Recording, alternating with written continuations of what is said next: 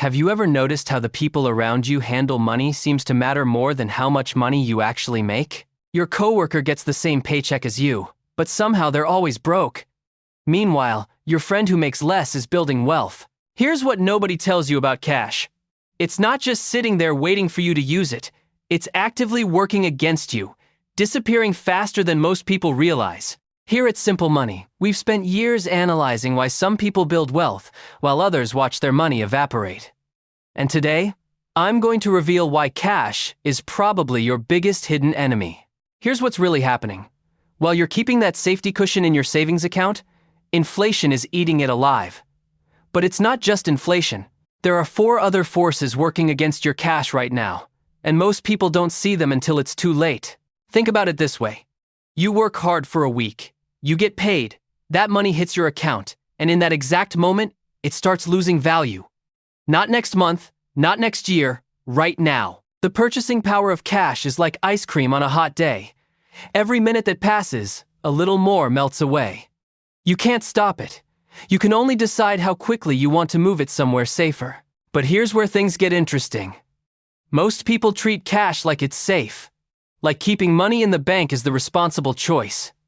And I get it. That's what we've been taught our whole lives. Save your money, build an emergency fund, keep it liquid. The problem is nobody told us about the hidden costs, the invisible ways our cash is disappearing while we sleep. Let me show you what I mean. The first force working against your cash is what I call the inflation illusion. Here's how it works. You look at your bank account and see the same number you saw last month, $5,000. Still $5,000. Your brain says everything's fine. But that $5,000 buys less today than it did last month, and less this month than it will next month. The number stays the same, but the value shrinks. Most people know about inflation in theory. They've heard the term, but they don't feel it day to day, so they don't act on it. Here's what makes this particularly cruel. Inflation doesn't feel like losing money because you never see the loss. If someone took $500 out of your account, you'd notice immediately. You'd be furious. But when inflation eats $500 of purchasing power, nothing happens. The number doesn't change, so you do nothing. Think about what you could buy with $100 5 years ago versus today. More groceries, more gas, maybe even more house or rent. That same $100 bill is still in your wallet, but it's worth less, and it keeps getting worth less every single day. The average inflation rate over the past few decades has been around 3% per year. That might not sound like much, but 3% means your cash loses roughly half its value every 24 years. Put $10,000 under your mattress today. In 24 years, it'll still be $10,000, but it'll only buy what $5,000 buys today. And here's the kicker. We're not in an average inflation environment anymore. Recent years have seen inflation rates of 7, 8, even 9%. At 8% inflation, your money loses half its value in just 9 years. Let that sink in. 9 years. The second force is what I call the opportunity cost curse. This one's sneaky because it feels like you're being responsible. You're keeping cash available, ready for opportunities, ready for emergencies, playing it safe. But every day that cash sits there, you're losing the returns you could have earned, and those lost returns compound over time. That's the curse. Let me give you a specific example. You have $10,000 in a savings account earning maybe 0.5% interest. Congratulations, you'll make $50 this year. Meanwhile, that same $10,000 invested in the stock market historically returns about 10% per year on average. That's $1,000 in returns you didn't get. You might think that's fine. You're playing it safe. But here's what happens over time. Year 1, you miss out on $1,000 in returns. Year 2, you miss out on gains, on your original $10,000 plus the $1,000 you didn't earn last year. Year 3, you miss out on even more. The gap keeps growing. After 10 years, your $10,000 in savings might be worth $10,500. That same money invested could be worth nearly $26,000. The difference? $15,500 you didn't earn because you were being safe. This is what finance people mean when they talk about opportunity cost. It's not just about what you lose to inflation, it's about what you give up by not putting your money to work. Now, I'm not saying you should invest every dollar you have. Emergency funds are real, you need some cash accessible. But most people keep way too much in cash because they're afraid, and that fear costs them tens of thousands of dollars over their lifetime. The third force working against your cash is what I call the spending trigger effect.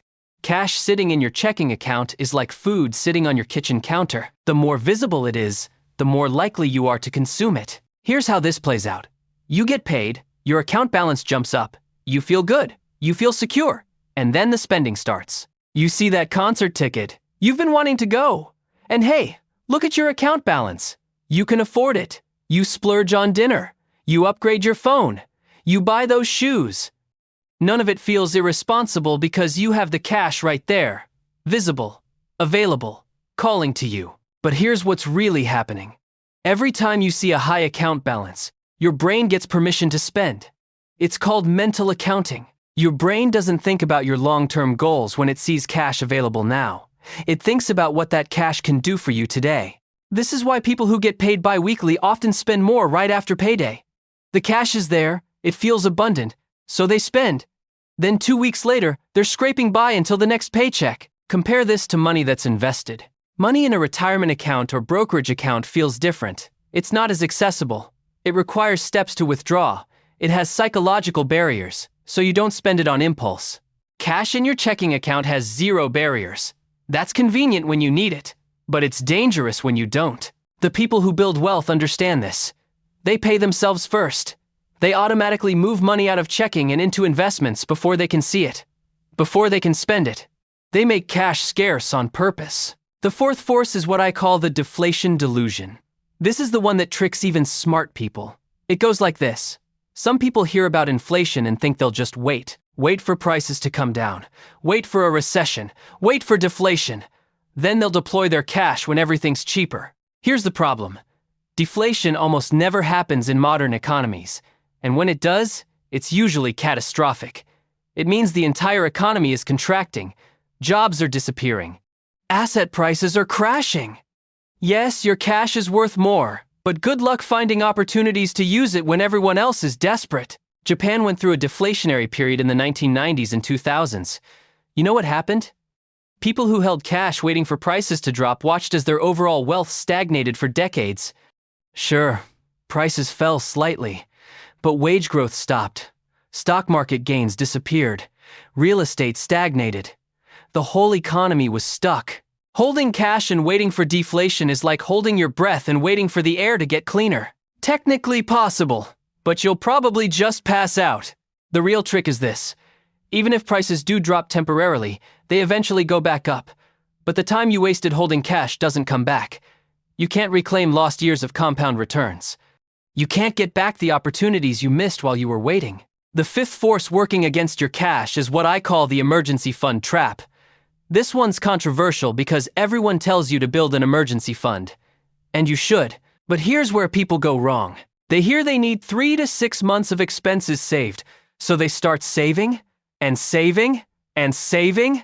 They build up $10,000, then $20,000, then $30,000, all sitting in a savings account, earning basically nothing. They feel secure, they feel responsible, but what they've really done is put their wealth on pause. They've created a massive pile of cash that's losing value to inflation while earning no meaningful returns. And they tell themselves it's for emergencies.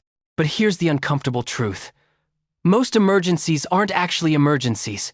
They're just expenses you didn't plan for. Your car needs repairs. Your laptop dies. You need a new water heater. These things cost money. But they're not life or death. They're manageable. Real emergencies are rare. Job loss, medical crisis. These are serious. And yes, you need cash for these.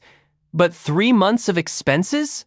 That's probably $15,000 to $30,000 for most people. Do you really need that entire amount in cash earning 0.5%? Here's what the wealthy do instead.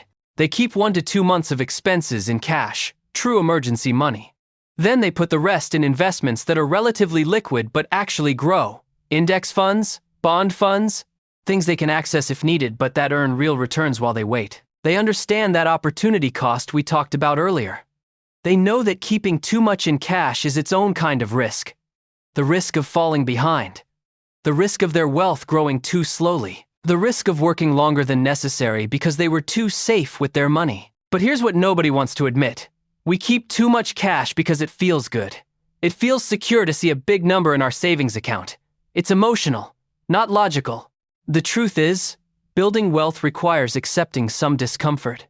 It requires putting money in places where you can't see it every day, where it might go down sometimes, where it's actually working and growing instead of just sitting there making you feel safe. This is where things get really interesting, because all 5 of these forces work together.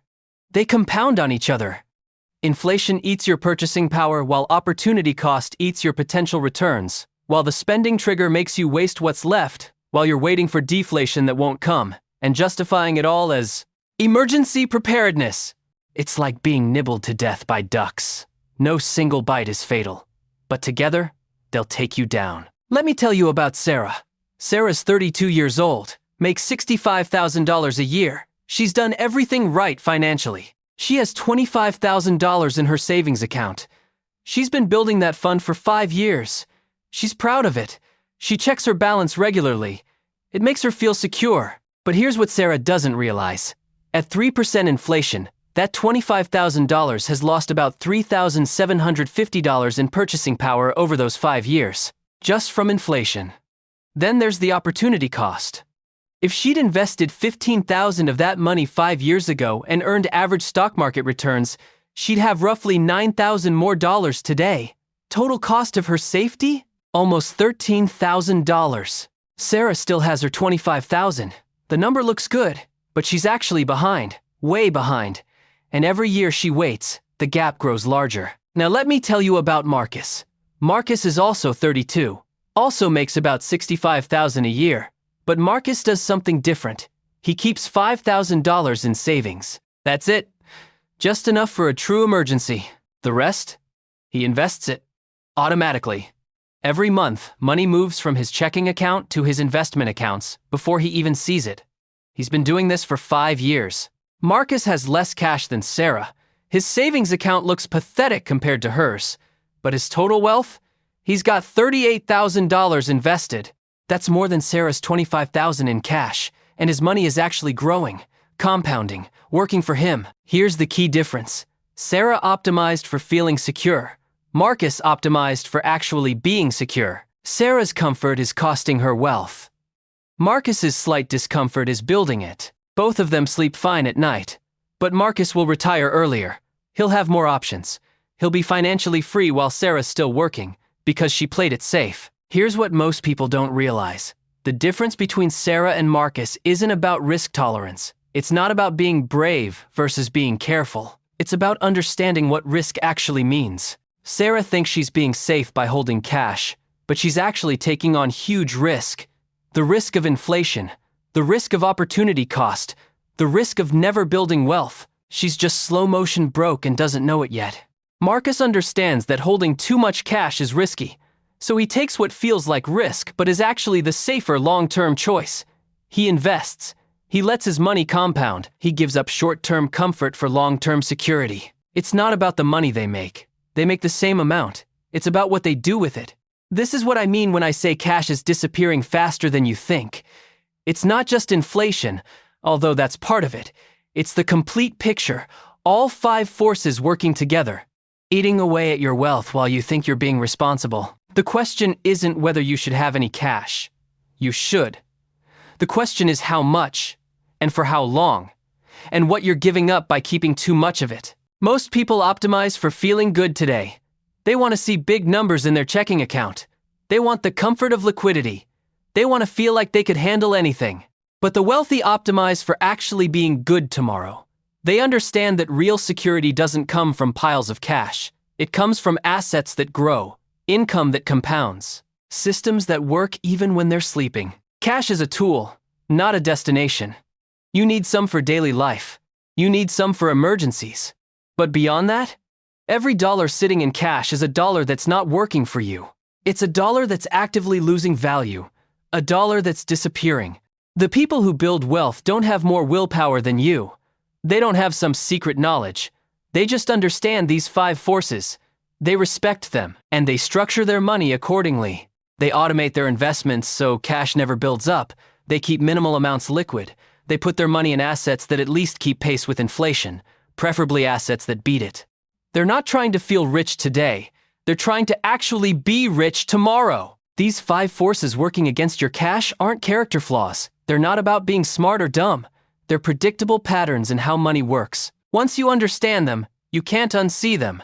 The question isn't whether inflation will eat your cash. It will. The question isn't whether opportunity cost will compound against you. It will. The question isn't whether having too much cash will slow your wealth building. It will. The only question is what you're going to do about it.